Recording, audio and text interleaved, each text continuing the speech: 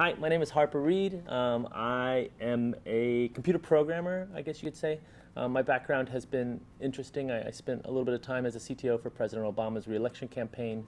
I was a CTO for a company called Threadless, where we made t-shirts, and I'm currently the CEO of a company in Chicago, Illinois, called Modest, where we make retailer-focused software as a service e-commerce products. I think the reason is because you can really, when you type, you can feel, and more, there's like a feedback.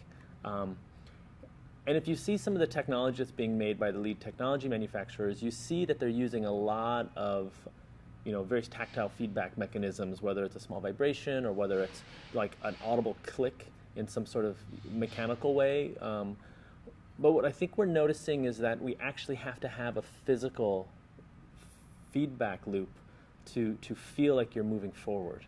And the mechanical keyboards for me have always done that. In some cases, I think they're heavy. Like I feel like they're heavy. And so, finding that right switch is really important. I have this key tester, and this key tester is great because I'll just sit there and go in meetings. And then if it's a really bad meeting, I suppose I'm like on the clickier one. And then I could probably click less and less as the meeting is better or worse. I'm not really sure which the direction goes. But there's this tactile feel to it. And when you couple that with the experience of creating, it's a nice loop. That kind of feedback loop is one of the things that I really value about a really great keyboard. Keyboards are such a big part of our world, and it's funny that there hasn't been that much innovation on the keyboard itself. And I think I have certainly done great programming on really terrible keyboards.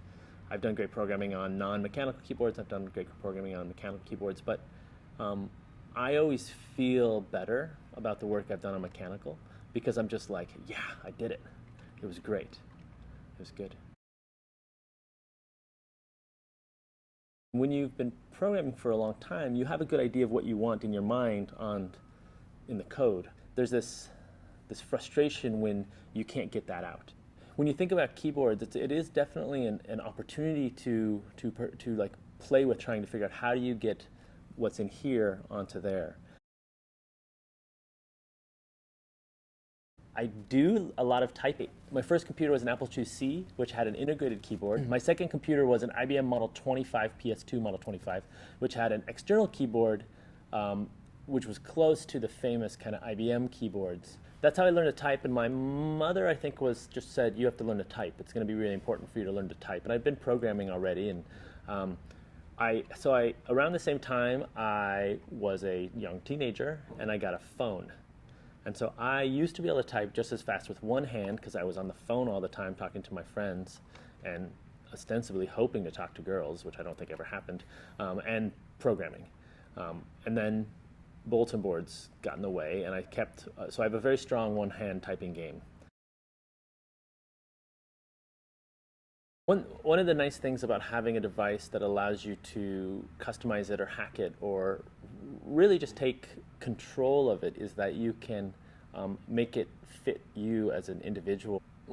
I've hired a lot of engineers in the past, and many of these great women and men who I've worked with, they come with their tool set.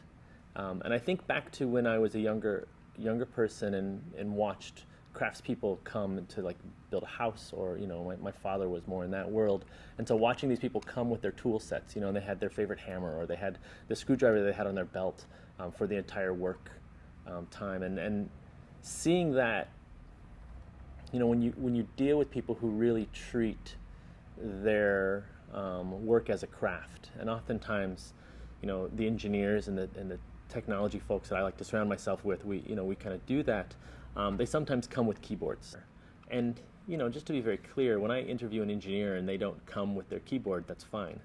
But when they do come with their keyboard, it's not so much that I know they're going to be a better engineer, but I know that they care about their environment, and they care about the longevity of their career and their longevity of their day, because they want to make sure that that day is most efficient. Or we hope.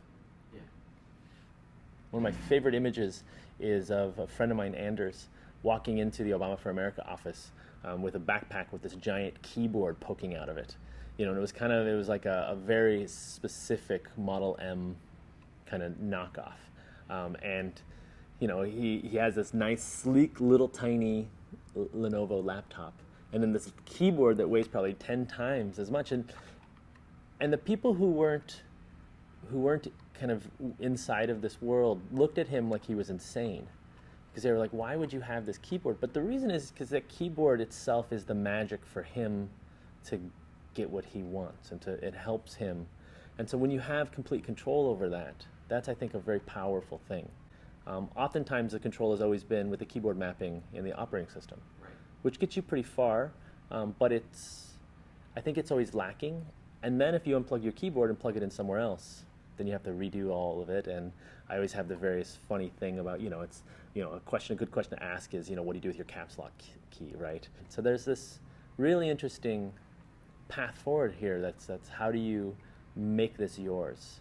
And then how, more importantly, and this is, I think, the best part about it, how does the work that you do or someone else does, how does that make my computer and my keyboard better? Right. I think about accessibility a lot, and I think about, what would happen if I couldn't type, or what would happen if I couldn't see, or what are the things that, because I interact with the computer so much, and a lot of it is with communication. And there's always that frantic, that sliding scale of typing, right? Where at first you're just like, you're just casual type, and then you're just like, because you're mad, or you're like, I gotta get this out before a certain thing happens. And one of my favorite times is when you're hacking on something, code usually, but sometimes writing or something else, and there's a time limit. Where you're like, someone's like, well, like right now it's usually, well, the Uber's here, right? You get that notification, you have 5 minutes before the Uber arrives, and you're just like, I gotta get this shit out now. And so you're just like, and that I think of that, and I'm like, how could I do this if I couldn't type? Like if I had very severe carpal tunnel, or maybe my hands were just cut off, or whatever happened to them, or if I just stopped typing. And it seems that some people have done a lot of great work with some audio recognition, and then various like code words and grunts to like get things done. And I've seen some videos of people coding that way, and it's a lot of macros. And I think we could actually learn a lot from that on how to macrotize more of our coding. But yeah, I would be in a dark place, I think, at first if I couldn't type. I think it'd be pretty hard for me. We live in a pretty disposable world. I feel like that's the name of my new album. We live in a disposable world. But what I mean by that is everything we buy, especially on the electronics side, is destined for a landfill in 2 or 3 years. There's a couple things that I find interesting about the Keyboard.io product. The first is like the materials that it's made out of. You don't want to throw it away. That doesn't necessarily mean you want it forever, but definitely means that someone will get it. I feel like a lot of people have built their careers on technology that they've received as gifts. Like being able to pass this keyboard on to someone else for them to use in their career or in their learning or whatever is really interesting. The materials themselves, like I've already, like I love the very custom keycaps. I think that's amazing. But then the feel of wood. This is, besides being relatively recyclable and environmentally friendly in some aspect, hopefully you don't have insane success and cut down all the forests making keyboards, but it just feels right. I remember I was at a friend's house, and everything he had was wood. His monitor had been removed and put inside a wood case. Everything he had was wood because it felt better.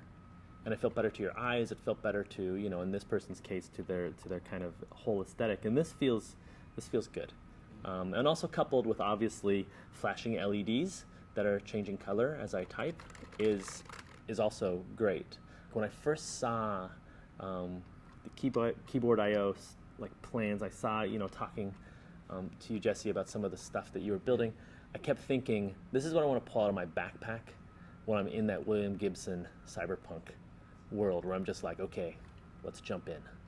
And it's hopefully that transitions to me programming a bunch too. It seems to me that the reason people want a really nice keyboard is because it's something they're going to work with every day. There's very few things that I strongly believe people should really think about. I think people think too little about eyeglasses, which is something that people wear every day. Like I wear these glasses every single day, and if I've not either invested in spending time on why I'm wearing them or really understand, then it seems, because they could really affect your work if you screw it up. And then, the shoes are another one. People always say your mattress is something you should be thinking about. And then if I had a nickel for every time I saw a really terrible keyboard with a really great engineer, I'd have not a lot of money, but I'd have a fair amount of money.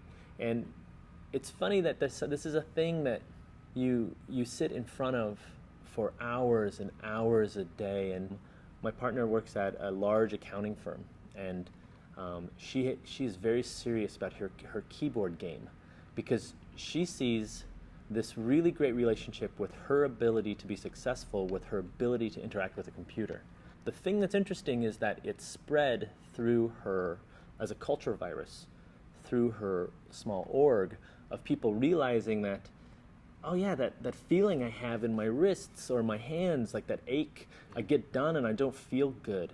And so it's been a combination of better keyboards and stand-up desks. And the important thing is not whether standing is good or bad, or whether this keyboard is better than that keyboard. It's about taking the time to invest in your workspace. Yeah. And I think that is the culture virus that makes everything better. And it goes much further beyond hacking, and it goes much further beyond just general computering. It's in this world of I have this very strong relationship with this tool I use a lot. And I feel people should really invest in that tool and really spend time thinking about and being deliberate about how they interact with it. So Keyboardio does this interesting thing of forcing you to be deliberate about your keyboard, both in, I think, the selection of materials, where you have these materials that are much more akin to like a guitar than they are to a keyboard. And if you think about, I think that's a great example. If you look at a musician's not like, well, I'll just take the plastic guitar off the shelf and it'll be fine when I'm staking my entire career and my professional everything on this. Like, they're really thinking about it. And you recently saw this very old rock and roll star play, and he had a guitar he used in the 60s and was proud of it. And it's like this idea that I'm going to purchase something, which might be a little more money, or it might be from a different vendor, but I'm going to purchase something that I'm going to use forever, or I'm going to use for my career. And I think we need to spend a lot more time thinking about the tools that we use.